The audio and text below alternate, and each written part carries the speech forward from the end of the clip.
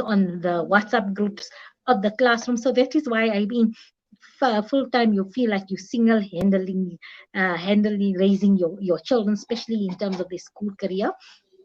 And I think this took its toll because Sister Sumaiya at that time felt uh, that she felt the impact of the stress and overscheduling on her mental, emotional, and physical well-being, as well as that on her family. Like everybody else, at some point we feel burnout, and you have that adrenal fatigue. But deep down, Sister Sumaiya had this passion that was deep rooted.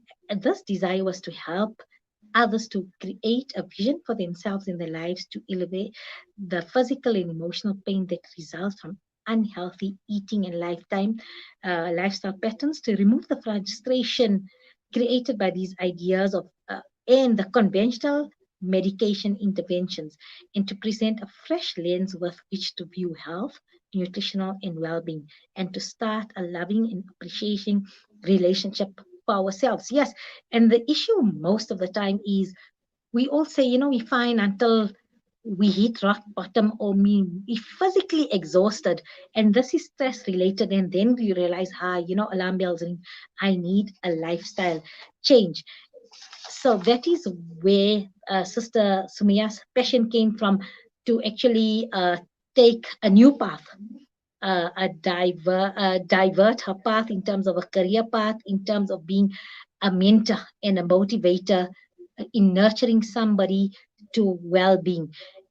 And she says, having her degree in pharmaceuticals provides her with an understanding of pathophysiology of the lifestyle diseases. So it puts her in a good stead, in a unique position to understand underlying diseases and its effect, because she studied that in terms of in a conventional medical background. So she has this unique position and vantage point or point of reference when it comes to assisting you with even conventional diseases and things like that. So she's your go-to person, and I see we've got her here with us. So let me welcome Sister Sumaiya. I'm so excited for this segment. So as I've mentioned, Sister Sumaiya is an integrative health and transformational coach, and mother of three.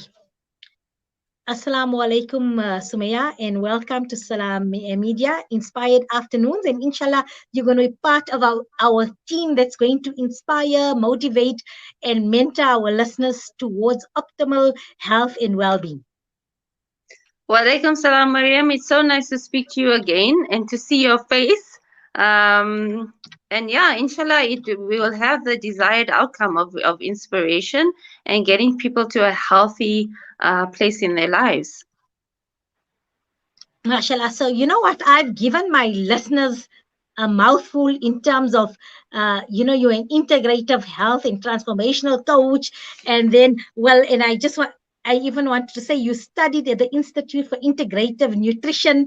And that also, we know of a normal career path and that, but I didn't even know an Institute for Integrative Nutrition existed, and thus you studied, and they based in New York. Yes, we know pharmacy, so we know you're a pharmacist, but now you've transformed yourself in this. So can we just tell us, or what is a health coach? So what do you do as a health coach? So let's just start there first, just to explain to myself and all the listeners, what is a health coach? Okay, I'm trying to figure out the best way to put it. And the simplest way I can think of is to use the analogy of a sports coach. So, for example, like a sports coach would help an athlete excel at their sport, be it soccer or swimming or basketball, a health coach can help anybody excel at living their healthiest life. Now, the emphasis in health coaching is on living your particular healthy lifestyle. This is because the health coach's strength lies in the unique perspective and the unique ability to put in a personalized program for each individual.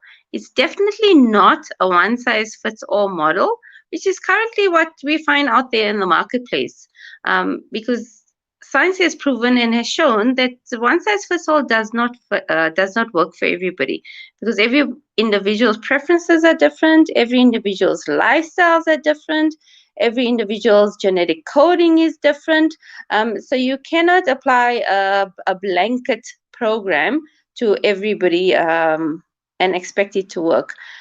So to break it down even simpler, what I do with my clients is we'll sit down, and through the health history process, I gather all the information relevant and related to their lifestyles, to their health, what their particular concerns are, and what their goals are.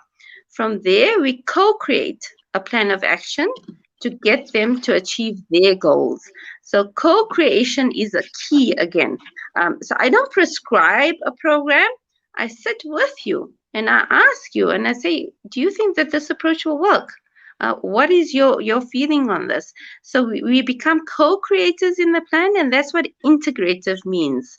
And then I become an expert on you thereafter. And then I help you by giving you various tools and skill sets to get you to achieve your goals. So you get your very own personal expert, health expert, that's in your corner. So a health coach can help with a variety of issues, Mariam. So you can help those people, like I said, with chronic, or I don't know if I did mention, can help people with chronic medical conditions that are lifestyle mediated. But I also help individuals that just simply have weight loss issues, or other areas in their life where they need improvement and they're suffering from maybe a negative self-image as a result. So that's a brief summary of what a health coach is. I love what you said in terms of co-create, and that's why it's called integrated, because often when you go for these diets, or even sometimes, you know what, somebody says go to the hakims for medication, you know, when things are not working, it's like a fear because they're going to alter your whole eating style and your system, and then sometimes you have to take things that are not palatable in terms of your taste buds, and although you take it because you psych yourself to say it's good for me, but you know, you must enjoy what you eat, you know, in terms of how it's prepared and that, because we eat with our taste buds and we consume with our taste buds. So, you know, if this is going to be a complete way of life change, it needs to be palatable at the end of the day. So I love what you say in terms of co-creating, because there's room for negotiation. It's not you're going to be the sergeant major and checking up on somebody, but rather a partner in good health. I'm not a prescriber. Okay, so a doctor is a prescriber. I'm not going to prescribe anything for you that doesn't sit well with you. And I believe very strongly that everything that you do eat must be enjoyable. Otherwise, it's not going to become part of your lifestyle. That's why diets, you start on a Monday and by Wednesday it's old already, and it's like, you know, you give up on it. Because you can't eat the same types of food every day. That's one of the issues that I would have with it. I can't eat chicken breast or fish fillet with rice or sweet potato and asparagus every day as a meal. That does not work for me. So every mouthful must be enjoyable. Another point that I'd like to bring in on that is that we have a legacy and we have our lineage. So we have our genetic coding. So there's certain types of certain communities, for example, us in our Indian culture, there's certain types of foods that we naturally gravitate towards. And our bodies are coded in such a way to digest these things with ease and with comfort. There's no reason to completely do a complete rehaul of your diet. It's just little tweaks and certain swaps. And what it comes down to is more a behavior modification than a complete overhaul of your food and what you eat.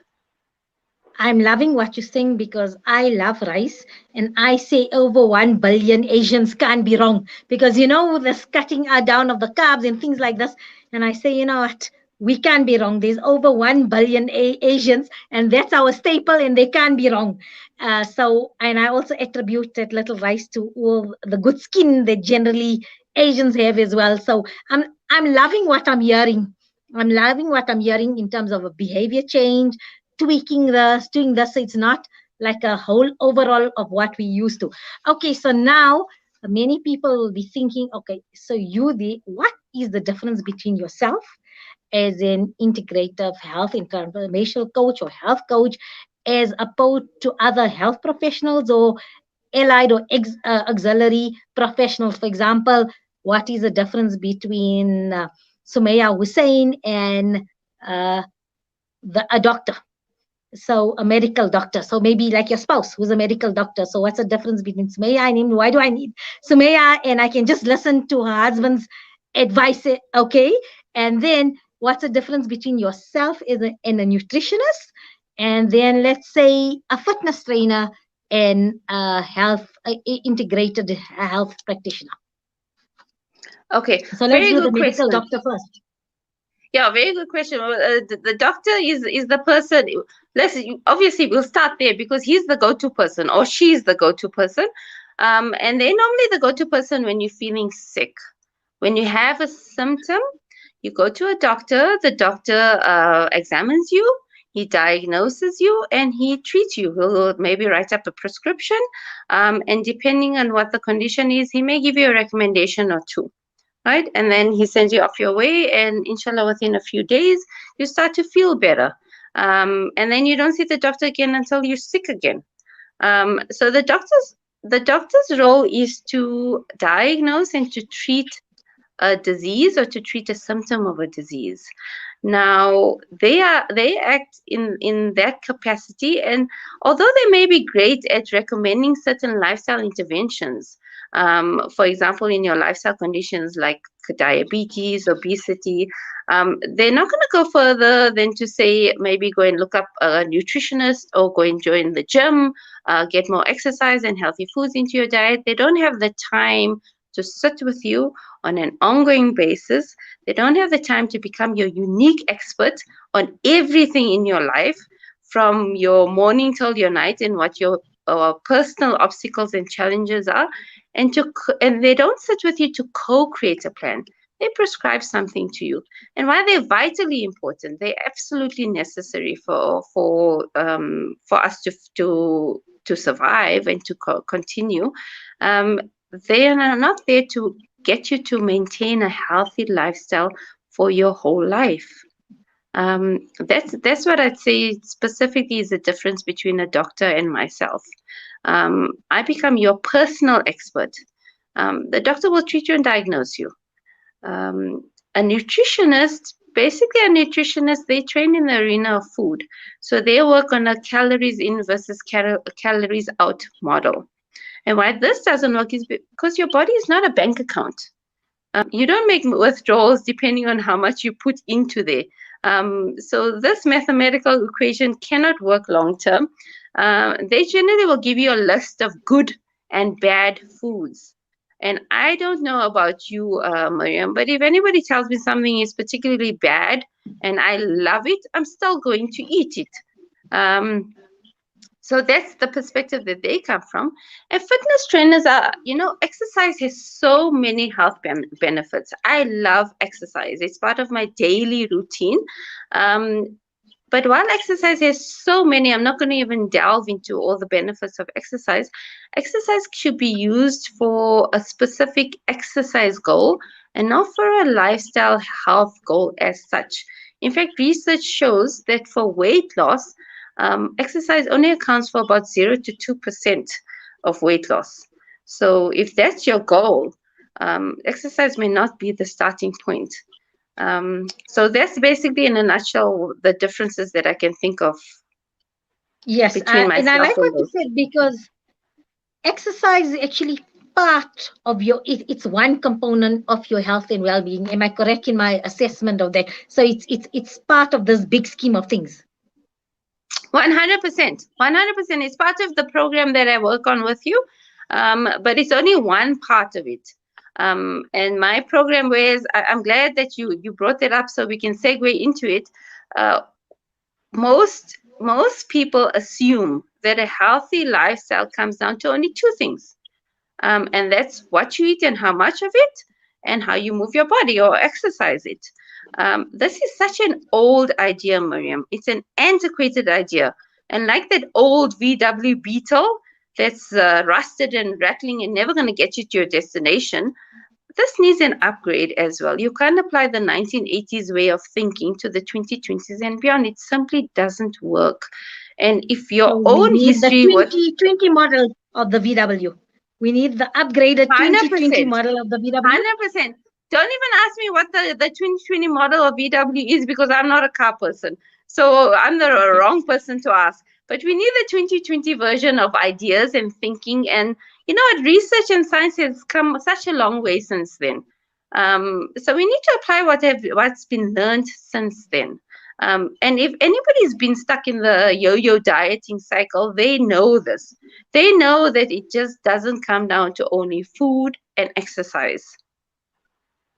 And I think So nowadays it's not even so much about weight loss, but it's about an approach to a healthy lifestyle to gain overall well-being. Because that's what somebody, for me, definitely my wealth is my health. Because you can have all the money in the world, but if you can't get up in bed, or you are you you're not pain free, or you experience pain the whole day, and you willing yourself because you have to work, you have to earn an income, but there's no enjoyment in it because you're in so much pain.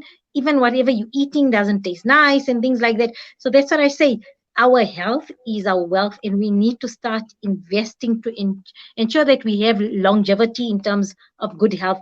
So I think that is where you come in terms of you partner up with somebody and you mentor and you motivate somebody, and somebody might be having a difficult day in terms of they're not feeling so well today, and then you'll be there sort of guiding and say, like, try this, okay, do this. And I mean, you're not just talking off the cuff because you've studied this, and like I say, you've got your degree in pharmacy behind you in terms of understanding physiological, biological illnesses and diseases and that. So also in terms of the COVID-19 pandemic, in terms of, we see that, I don't know, the COVID virus with all its spikes and everything. So you would have studied in your undergraduate millions of these things like this, of how different viruses form in common colds and things like that.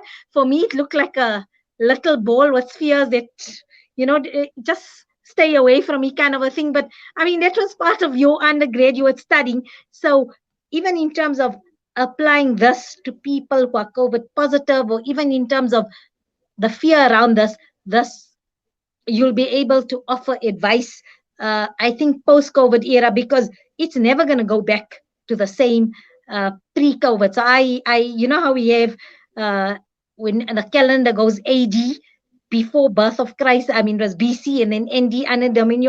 So now it's going to be BP, and then PC. So post-COVID and before COVID, and that's how life is going to be. Well, 100%. If you look at the world as we know it has changed, Mariam, and now not just a small change, but it's a tectonic shift of epic proportions. Our lives are impacted now in every way by COVID. The way we work, the way we play, the way we learn, the way we school, even the way we grieve, unfortunately, has been directly Absolutely, impacted. yes. And we all, I don't know about you, but I mean, even as a health coach, we all feel the strain of COVID on our lifestyles and on our mental, spiritual, and emotional health. I know that there's so many of us that crave comfort foods in this time. We're experiencing more anxiety and stress. We're sleeping less. We're exercising less, if anything at all. And we're lacking vital social connection. And we are wired for connectivity. Human beings are social creatures. Absolutely. And all of these factors, ironically, suppress your immune system. So when it comes to health, we're not just talking about what you eat and how you move your body. We talk about how you sleep. We talk about how you handle your stress levels. And the most amazing thing is the biological processes and the hormonal imbalances that happen when you don't get quality sleep, or when you stress too much, drive you towards making bad choices for your health. So it may not just be what you are eating that may be lending you towards obesity. It could be something like a lack of sleep, or being chronically sleep deprived, or being chronically stressed, which is what I was. And that's the base from where I was coming. That results in hormonal imbalances to such a degree and extent, Mariam, that the research has shown that even a single night of lack of enough or sufficient sleep results in you being pre-diabetic the next day. Your insulin levels are running amok. Your blood sugar is all over the place. You're not going to be able to make good decisions for that whole day. Imagine if you are running on 4 or 5 or so, or some people need much more than 6 or 8 hours. I know I'm one of those. Imagine if you're running on that chronically. If you're chronically stressed, your adrenals are in overdrive secreting cortisol. Again, cortisol makes us, it's your fight or fight hormone. So it makes us feel unsafe. When you feel unsafe, your body is going to drive you towards storing things. It's like the caveman mentality. There's a famine coming. There's a nuclear disaster on its way. Well, We there need was to eat COVID as much and as we we stocked can. up. Yes, Yes, and we COVID. stocked up. We stocked So, up, and what are we doing with all our and stuff? we Are had we to busy eat all that eating was it? in the pantry. We're busy eating it. And it's not because we don't have willpower. It's because every time our stress levels are increased, our cortisol levels increase, and it sends a message to our brain that, hey, there's a famine coming. There's something really, really big on the horizon. We don't know. We need to stockpile. We need to add to our fat stores, because in the event that there isn't anything, this is how our brain processes it. It's not correct. It's not the truth. But this is how our brain processes it Exactly. because Yes. of the As somebody evolutionary who process. studied this, yeah, as a developmental specialist, that's what I say. Some things are biological in terms of how we react to stress. I'm so looking forward to our weekly sessions now. This was introductory in terms of getting our listeners aligned and understanding what is it that you're going to offer us in the series. And that, so inshallah, I'm looking forward to next week, and with the various topics that we will go through in terms of the scope and the services that you offer in the counsel and advice. Jazakallah for your time, and looking forward to our future chats. I'm so excited that I always say, what the benefit of presenting is, we get this that will cost a lot, and then you just get it gratis here, because we have professionals like yourself that give off your time and your services in terms of benefiting humanity. So shukran for joining us here on Salam Media on Inspired Afternoons, and we'll chat to you next week, inshallah. Assalamu alaikum wa rahmatullahi wa barakatuh. Wa alaikum salam, and jazakallah to you and to all your listeners. Okay, until next week. We're going to go for a short break, and when we get back, we're going to be speaking to Farnaz Waja, and she's a social worker at Tiba.